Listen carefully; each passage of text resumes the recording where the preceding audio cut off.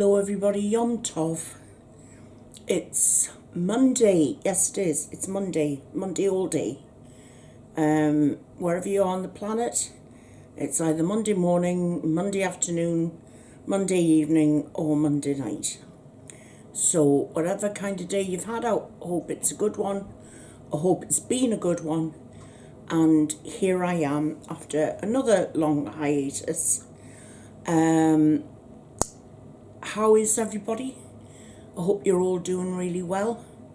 And I wish you all the love, luck and happiness in the world, wherever you are. If anyone new has joined us since my last hiatus, then welcome. Welcome to the Haven. I hope you're all very happy here. I know I've made so many apologies in the past for lack of content, but this journey that I'm on at the moment has got to be one of the most fatiguing of my life. I've never known fatigue like this from one tiny little pill every day. It's completely slowed me down to the point where there are some days I can barely get out of bed. That combined with the oromorph, there are just some good days and some days where I'm just so tired that all I do is curl up and go to sleep. I want to give you my latest cancer update. I was at the hospital this morning after not having been there from the last time that I spoke to you all. I made my decision. I had to wait until this morning before I could speak to my oncologist face to face and tell him what I had shared with you guys. He was remarkably very good about it. There's a few things he told me that I must admit caught me a bit on the back foot, which I wasn't quite expecting. Basically that I thought that part of my monitoring would be 6 monthly CT scans. But now I'm not having the surgery done and just staying on the letrozole. That means that the scans are cancelled because, as he said, what's the point? It's not as if I'm going to have these scans to show where the cancer is so they can go ahead, do the surgery and, get us rid of as much of it as they can. But the upshot of it being they do the surgery, but they would leave me with a disabled arm, which would have to be worked on every day, because it would become filled with lymphedema, would suffer from lymphedema, as I do with my legs and my thighs and my tummy and my right hand. Sorry, excuse me, from time to time. And he did say that if I was to have the surgery and, one of the first big side effects would be that I would have to have my arm massaged every day to get the lymph fluids moving, because with having the lymph nodes removed because they had cancer in them, it would be a much more hands-on affair and too much. So there's that. So I wouldn't be having any more CT scans. The next sort of intervention would basically be when it appeared that the letrozole is no longer working. And then more or less take things from there. Now, just to make it clear, with anyone else with a different kind of cancer, they could stay on letrozole for up to 10 years.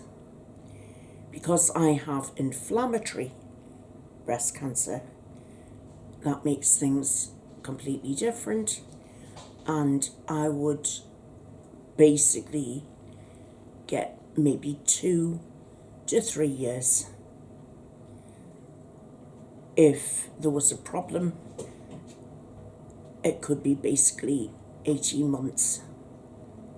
That's worst case scenario, is I only have 18 months. But I'm not going to look at it that way. I'm going to keep on being positive. I'm going to work on,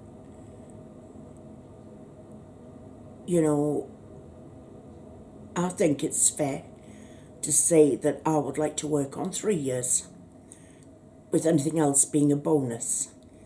He said if I'm incredibly lucky, I may get up to 4, but he doesn't see it going that well. So that's the way things are. So I've haggled as best as I can. We'll just have to wait and see how things work out. So that's that. And that's where I stand. And unfortunately, it sort of like opened up a wound today, and my son's gone very quiet. My daughter is absolutely heartbroken. And my husband is, as usual, stoic self. He's very supportive, and he's just going to cope with things as and when they happen. And he's 100% support, behind me with whatever decision I make. As are the kids, so I can't possibly ask for anything more than that.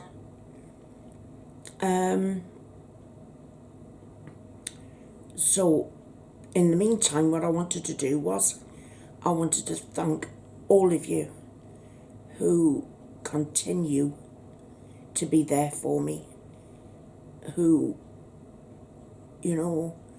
show me unconditional love, support, care.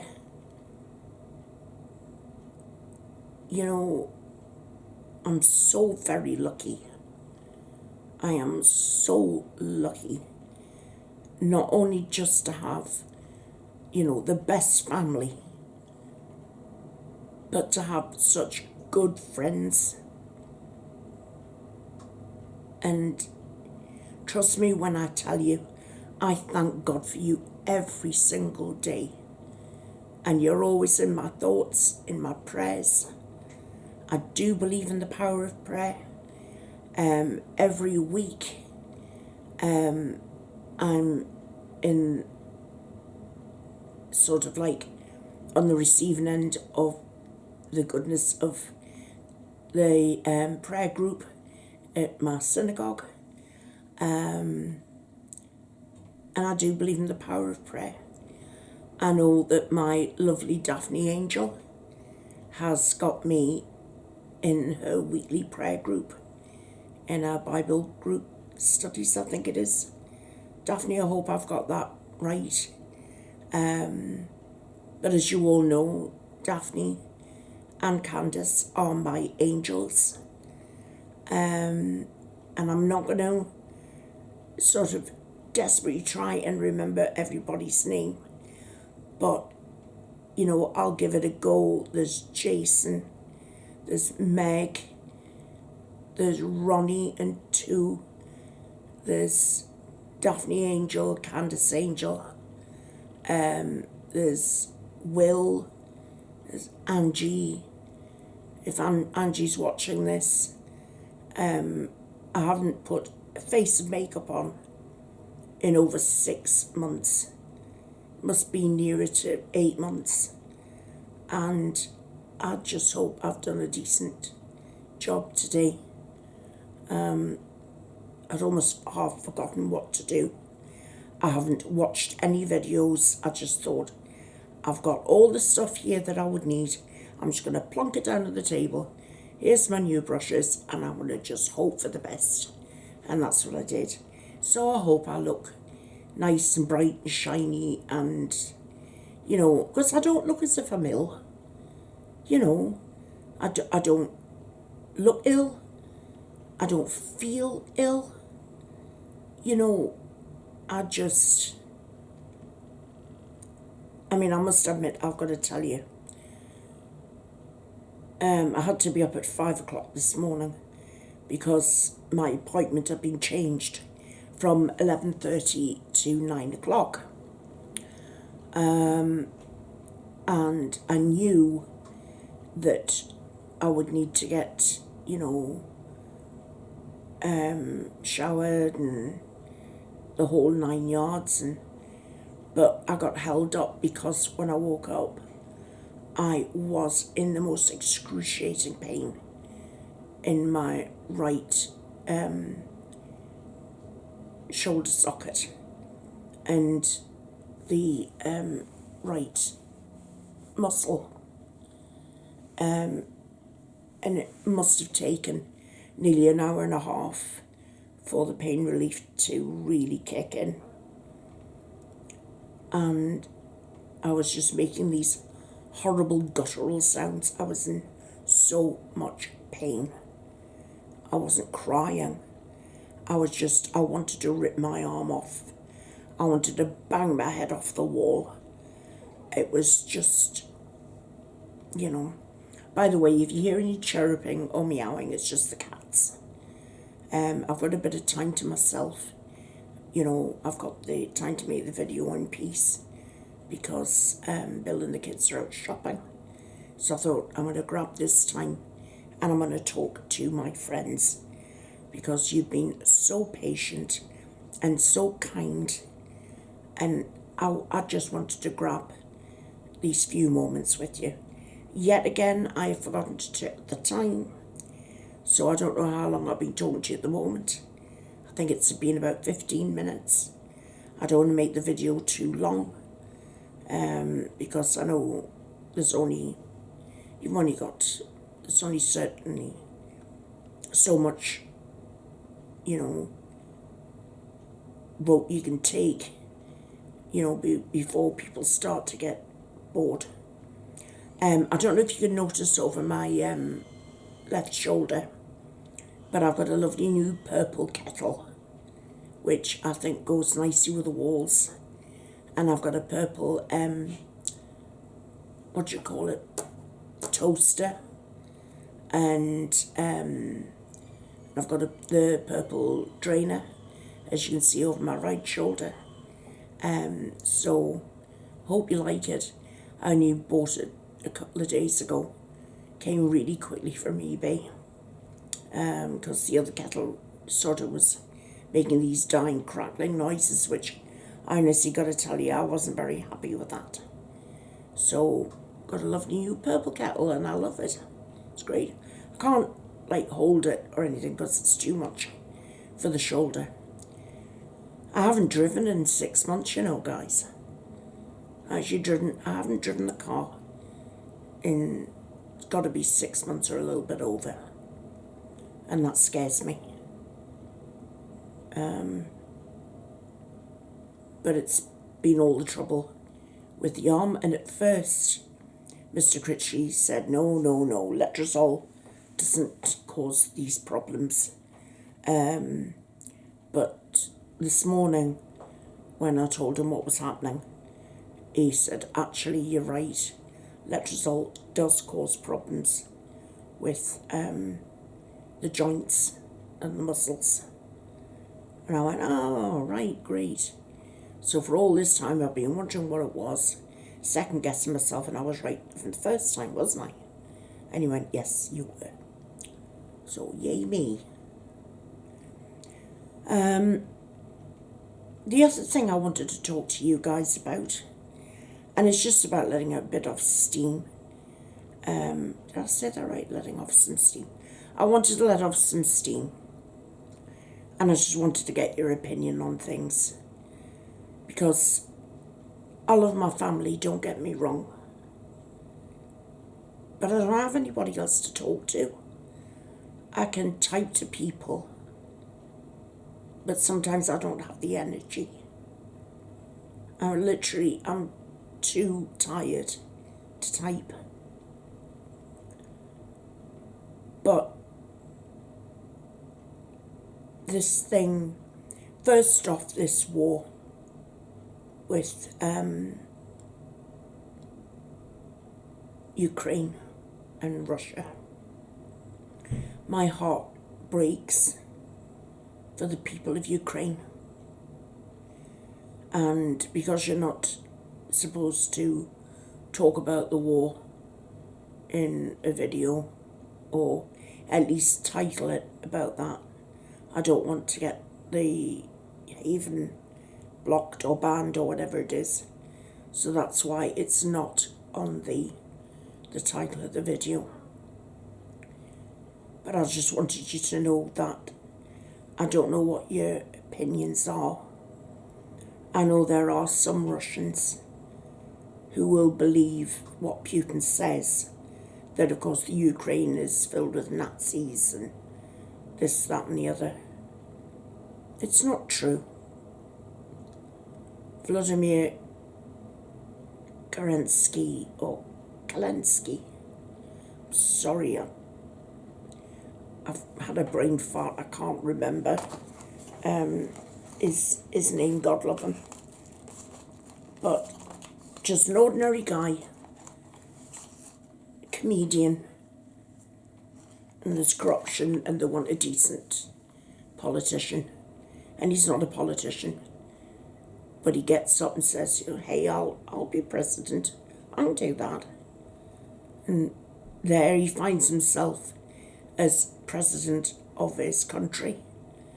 And the one thing you can say about that guy is he's very patriotic and he loves his people, loves his country, and he's fighting for their freedom.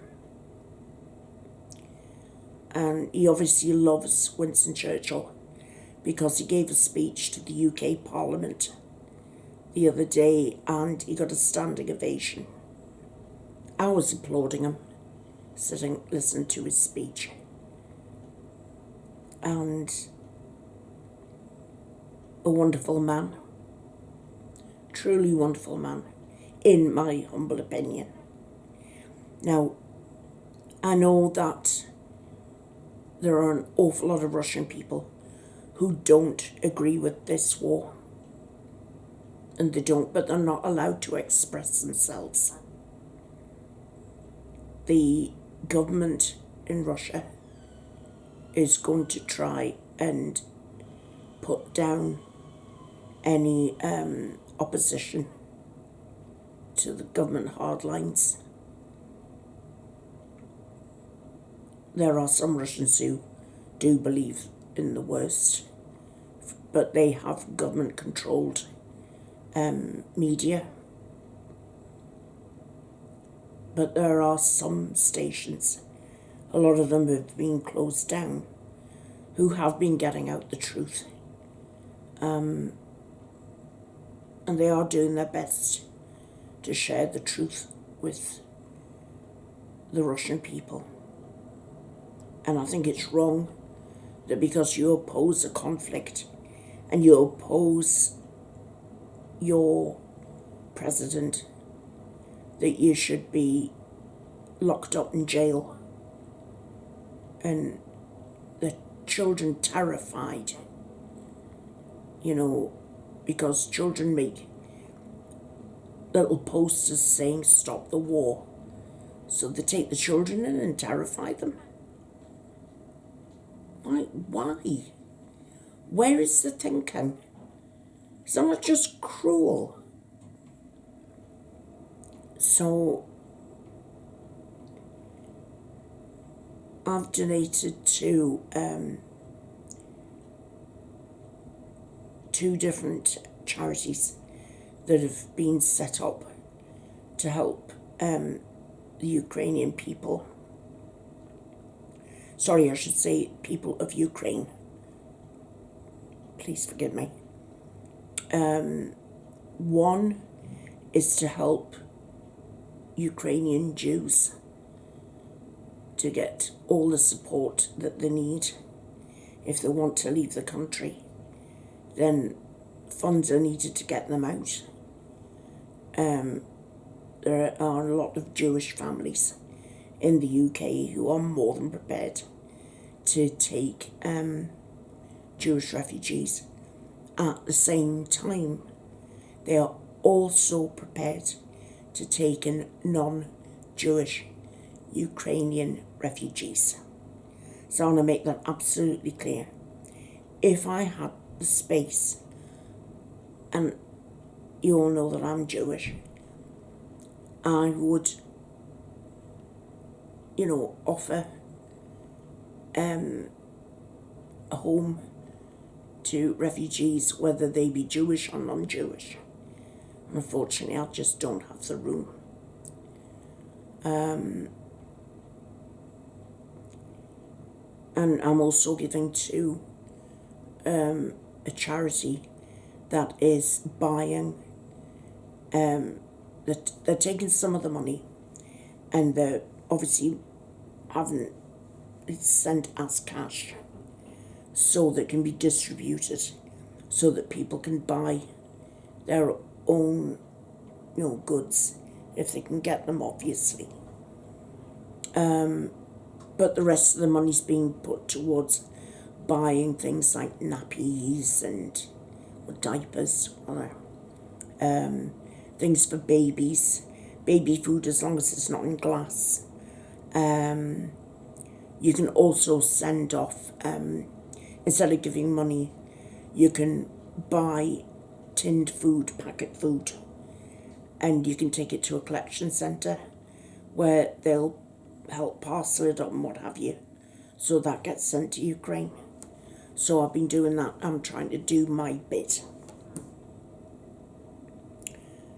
And I really wish I could do more. I'm not well off.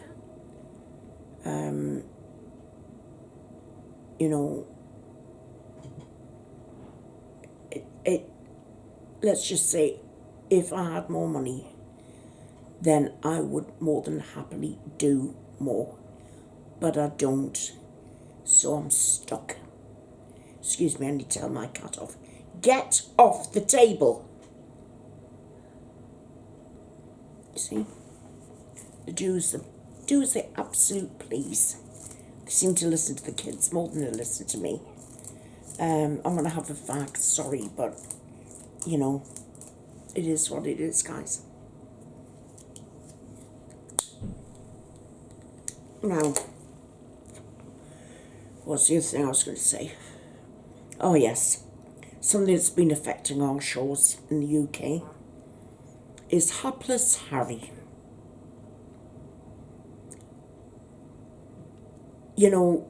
He's done some things that I've thought were completely unforgivable. Like going ahead with that interview, and he knew full well that his grandfather was dying. Came over to his funeral, but now he won't come over for his memorial because of security. He's not got security, and he wants the UK government to pay for it because of who he is. And he's taken them to court. So he obviously can't come over while he's fighting for security. You can't even get on a commercial flight because that goes against him not having security, right?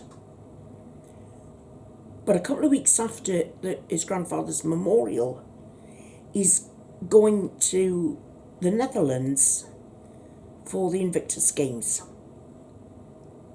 Now, I don't know how to work this one out. How he can't come to the UK to visit his grandmother, who, let's face it,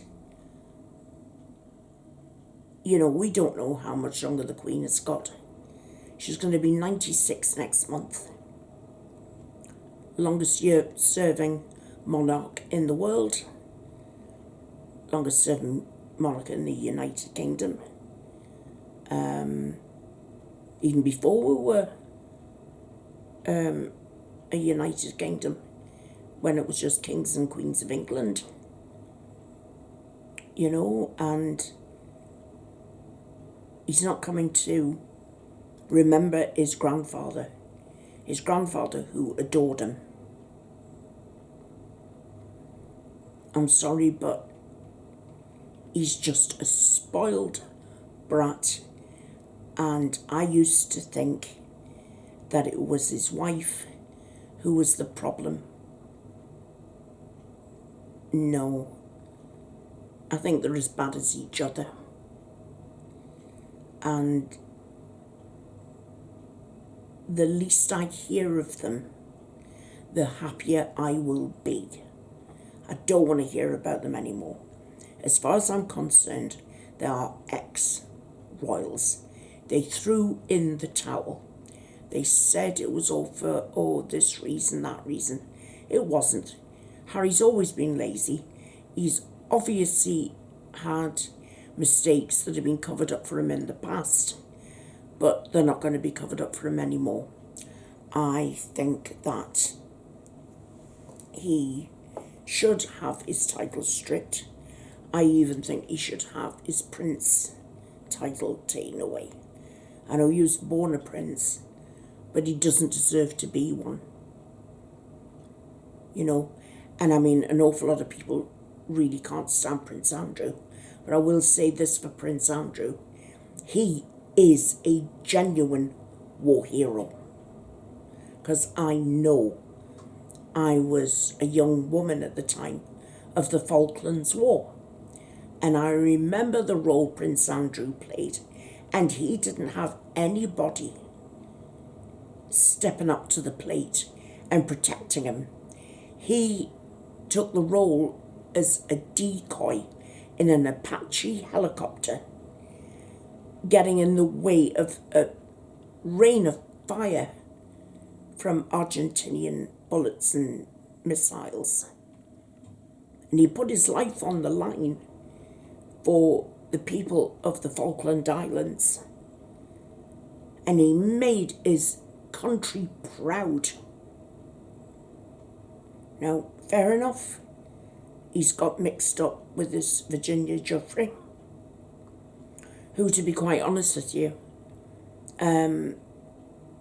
she has a lot to answer for, because it seems very strange to me that she was also trafficking teenagers, but she's not going to prison.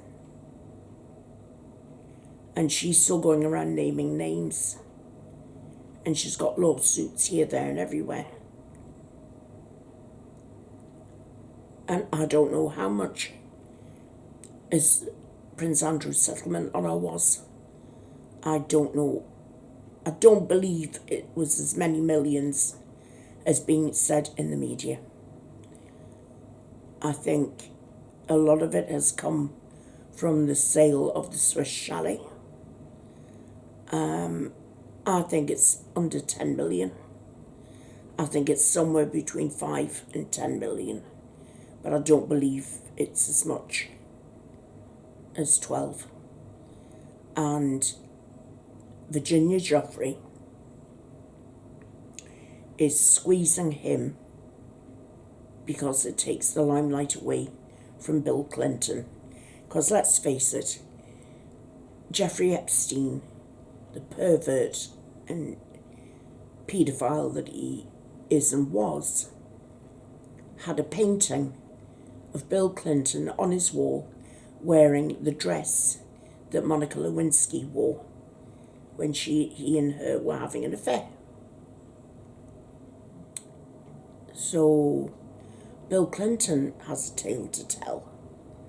But instead of squeezing him, Prince Andrew gets squeezed. I think there's an awful lot of stories there we're never going to get to the bottom of.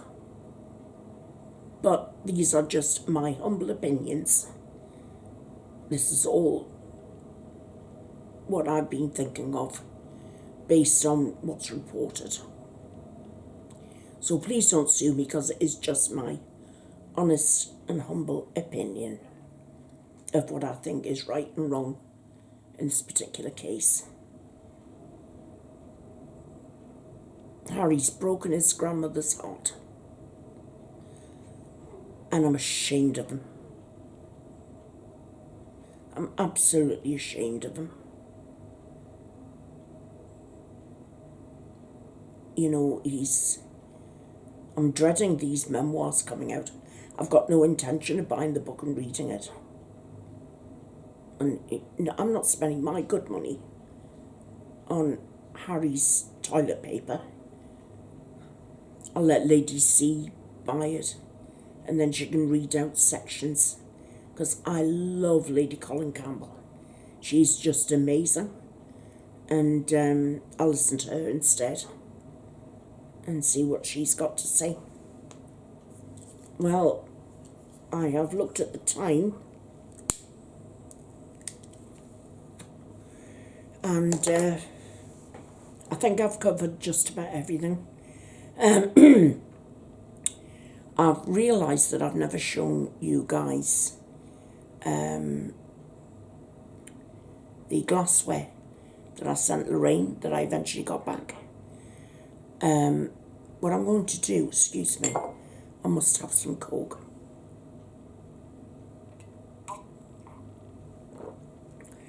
My voice is drier than the desert. I'm going to show that to you in the next video, and then I'm going to get it parcelled off, and I'm going to send it to my friend Jan, because there was the three of us. There was myself, Lorraine and Jan. Lorraine is gone, but it's funny, I felt her around me the other night. I don't know why. She was just there for a moment, smiling at me. I mean, in my mind's eye, obviously. And I hadn't been thinking about her. But I was feeling a bit low. And suddenly she popped into my head, smiling at me. You know, the way she used to. And, yeah. So I thought the best thing to do was to hand them over to Jan, because Jan's going to outlive all of the three of us. She's going to be last man standing. And I'm slowly but surely clearing out all my bits and pieces and giving things to people to remember me by. A lot of the stuff is like funny, silly bits, you know. But anyhow, I wanted to say thank you for watching. Thank you for listening. I've missed you. And I know I keep saying I'll be back, I'll be back, I'll be back. But as you realise now, because of this cancer and the side effects I'm having from the treatment, it's making me horrifically unreliable. I think the best thing going forward for me is to just pop up with things that we haven't done in a while, different stories, things that I can read out to you that aren't too taxing, because I just don't want to fade away. But I promise you this, if it does get too much, I wasn't just going to leave and say nothing. I'm not going to do that. That would be unkind. And I don't think it would be what you would expect from me. Not after all this time together. So, I'm going to make arrangements. And I will make a final video once I know that I just can't do things the way I used to.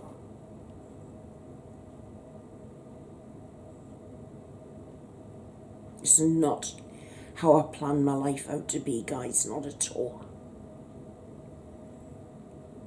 I thought I was going to live to my 80s. You never know, if they come out with a new drug, I may still do that. And I'm going to keep all my options open. But there's a practical side of me as well that says, right, at the moment, this is what I'm being dealt, so I need to live my life accordingly. And I'm spending as much time as I can with my kids. Bills at work, so I can only spend so many couple of hours of the day that I can with him. But my children, oh yeah, I'm there for them. Whenever they want me, whenever they need me, I'm there for them. And I do try to be there for you guys and my other friends that I have online. Sorry,